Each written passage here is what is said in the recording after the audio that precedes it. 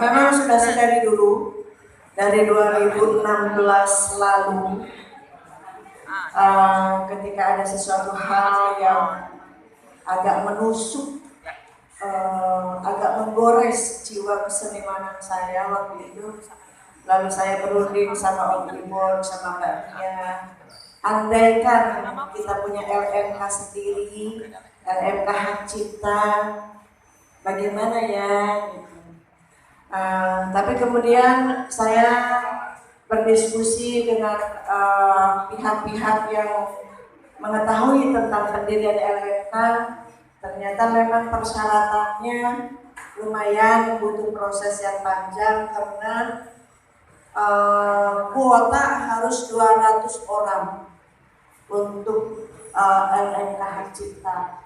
Lalu LMK terkait juga yang meliputi produser, penyanyi, player itu juga harus 200 orang. LMK Hak Cipta itu pencipta lagu dan karya cipta lagu dan karya cipta musik. Kalau selama ini mungkin kurang begitu familiar bahwa penata musik juga, arranger juga mendapatkan haknya itu di LMK Hak Cipta. Karena dia sama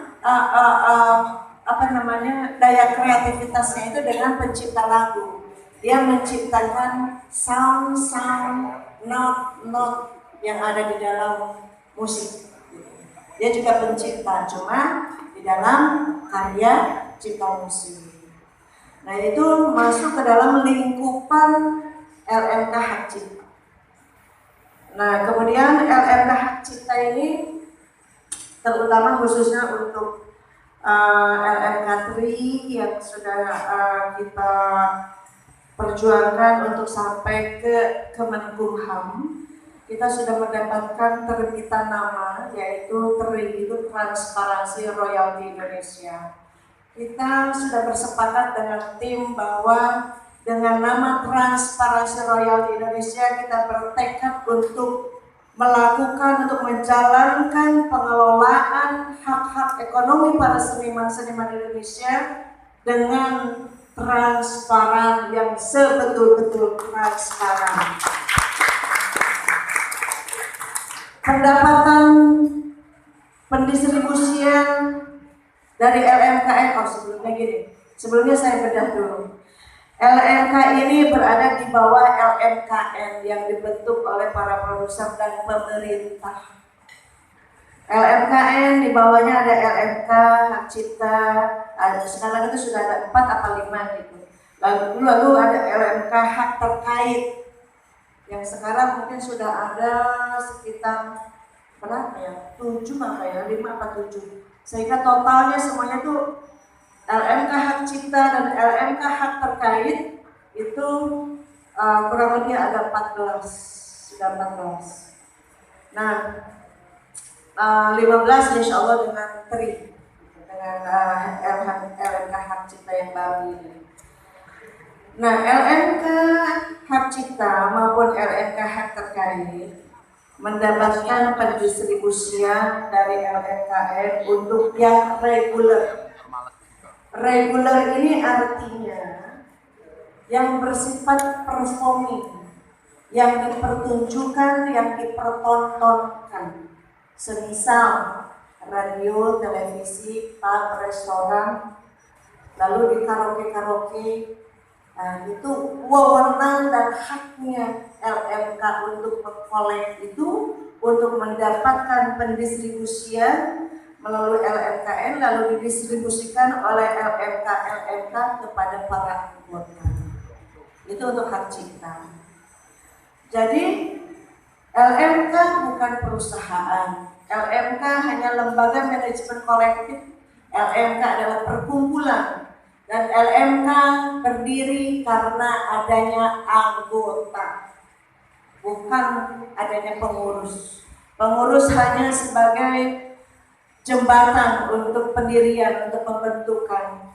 Tapi mengenai keabsahan pendirian LMK adalah anggota. Tidak ada anggota, maka tidak ada LMK.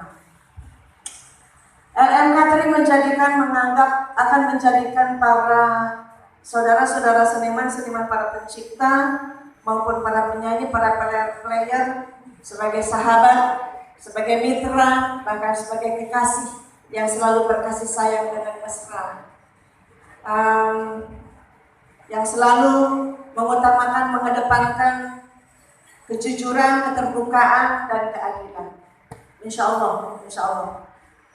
Lalu di dalam LMK3 yang meliputi karya cipta lagu dan karya cipta musik, kita mengikuti acuan kepada Undang-Undang Hak Cipta dan Perpu tahun 2014 kalau nggak salah ya, mengenai Undang-Undang Hak Cipta itu.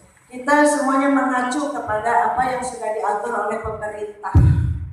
Jadi LMK di sana, di dalam Undang-Undang Hak Cipta dan di dalam Perpu yang sudah diatur oleh pemerintah, tidak berhak untuk memotong-motong dana hak-hak ekonomi royaltinya para pencipta lagu.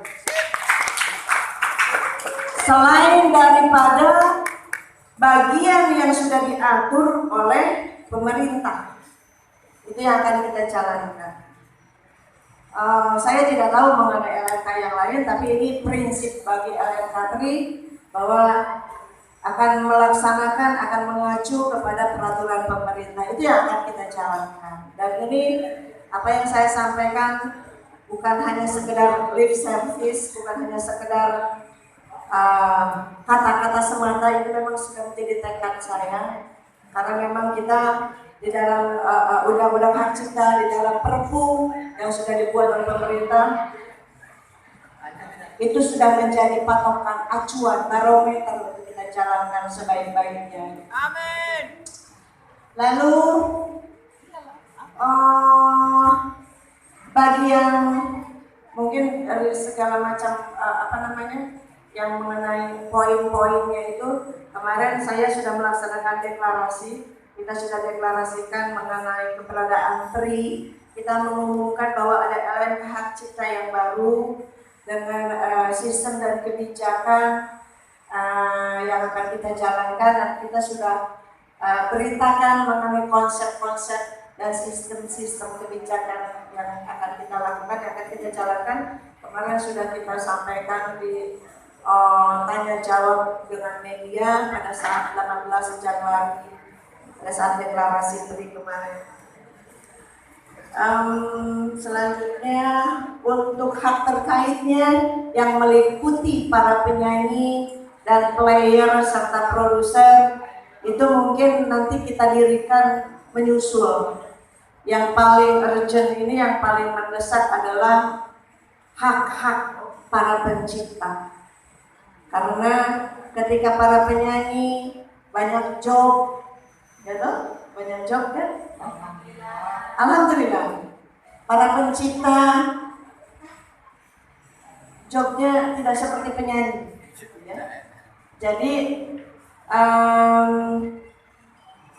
yang paling mendesak itu adalah penerbitan izin operasionalnya LMK Hak Cipta.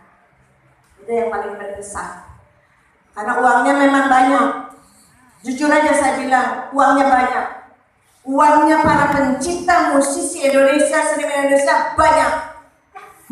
Dan itu harus sampai kepada yang berhak. Jangan kita nunggang-nungging, begadang siang dan malam, cari lirik, cari notasi, lalu diproduksi, dibuat syuting para penyanyi, dipromosikan. Setelah viral, booming, hit lagu itu banyak ditonton oleh orang dengan mereka membeli kuota, ada royaltinya. Lalu sebagian pihak-pihak yang lain merasa bahwa itu bukan hak para pencipta, padahal itu hak kita. Hak kita.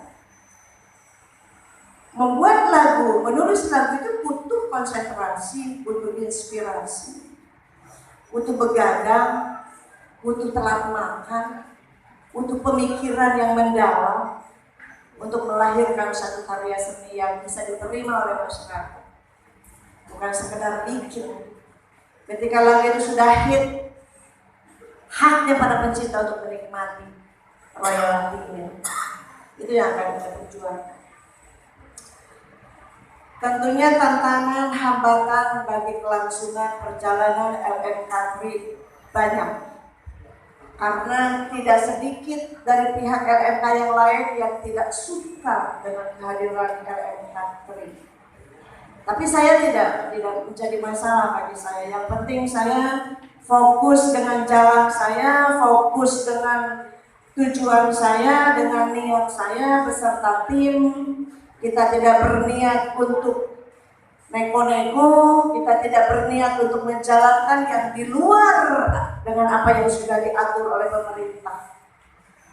Saya berada bersama dengan para seniman, karena saya juga adalah seorang seniman. Lalu, apa lagi ya?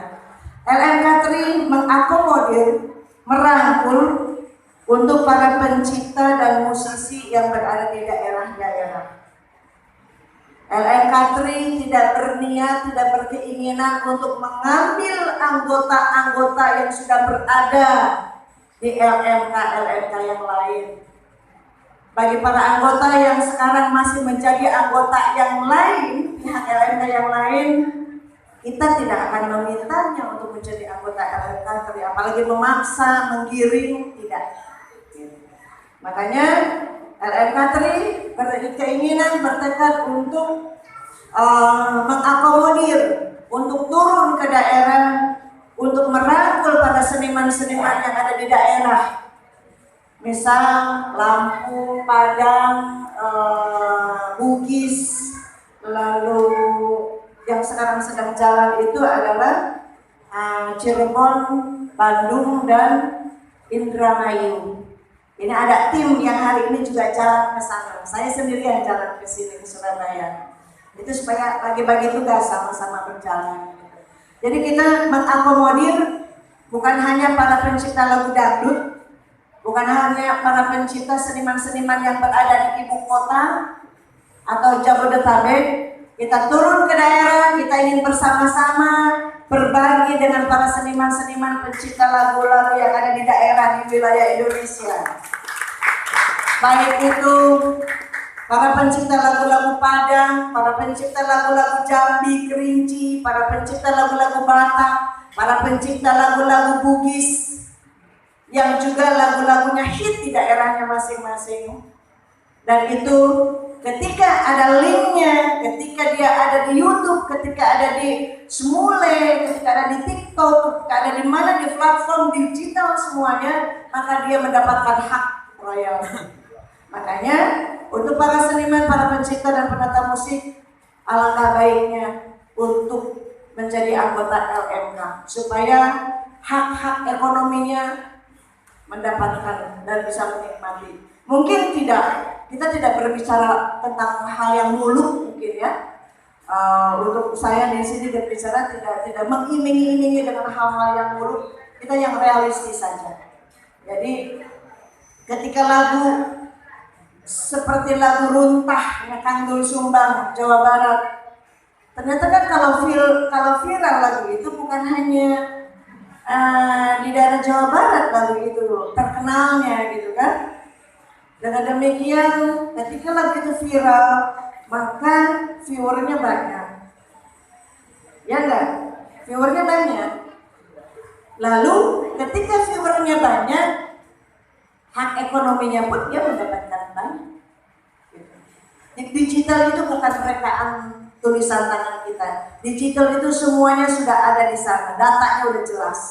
Tinggal kita mau kerja untuk mendata supaya ketika pendistribusian royalti tidak salah kita memberikan haknya. Begitu. Nah, kehadiran ini perlu juga saya sampaikan bahwa Lembaga Manajemen Kolektif Transparansi Royalti Indonesia inginnya hadir duduk berdampingan dengan LMK yang lain, berhubungan baik, bersilaturahmi dengan baik, bersinergi dengan baik, Apabila LMK yang sudah ada mengakomodir para hitmaker yang ada di ibu kota, maka LMK Tri ingin berangkulan, ingin berkumpul bersama-sama dengan para seniman-seniman yang ada di daerah. Itu yang kita utamakan. Jadi pengennya kita bekerja sama, bersinergi, saling melengkapi dengan LMK yang lain. LMK Tri, saya pribadi khususnya tidak berniat, tidak bercita-cita, tidak berkeinginan untuk menjadi saingan, tandingan, atau menjadi musuh bagi LMK yang lain. Tidak sama sekali. Justru kita ingin bersahabat, ingin bersinergi, ingin bekerja sama dengan pihak LMK yang lain.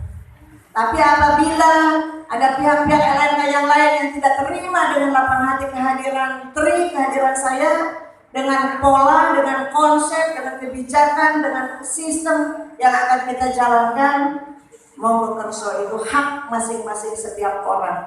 Tapi saya juga punya hak asasi untuk sebagai warga negara untuk berserikat dan berkumpul yang sudah diatur di undang-undang kita, ya, di undang-undang dasar kita ada bahwa setiap warga negara memiliki hak untuk berserikat dan berkumpul. Insya Allah upaya ikhtiar dan tekad dari lembaga Tri, insya Allah semata-mata untuk kemaslahatan, untuk kemanfaatan para seniman, musisi, pencipta lagu, musisi seniman Indonesia. Bukan hanya satu genre dangdut, tapi semua genre musik, pop, rock, daerah. Kita rangkul, kita akomodir semuanya. Kehadiran Tri untuk kita semua, bukan hanya untuk satu kelompok, bukan hanya untuk satu genre saja. Demikian yang saya sampaikan. Barangkali mungkin ada pertanyaan-pertanyaan, silakan untuk supaya kita lebih terang benderang, lebih jelas. Oke, jadi memang disiapkan sesi tanya jawab.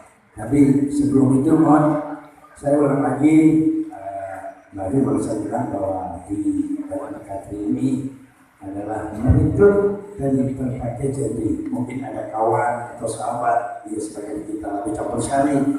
Kebetulan ini banyak yang saya undang kemarin, dan dia secara lisan juga iya, insya Allah saya datang Mas Imron dari Mas Padi itu kita laku sekaligus posisinya Goblo, almarhum Goblo, dia kan musisi Lemon Twist. Kemudian ada Pak Dalang di Sukodono, itu banyak karyanya, dia dalang namanya Cak Tawar. Jadi semua yang mampu menciptakan itu saya kasih tahu.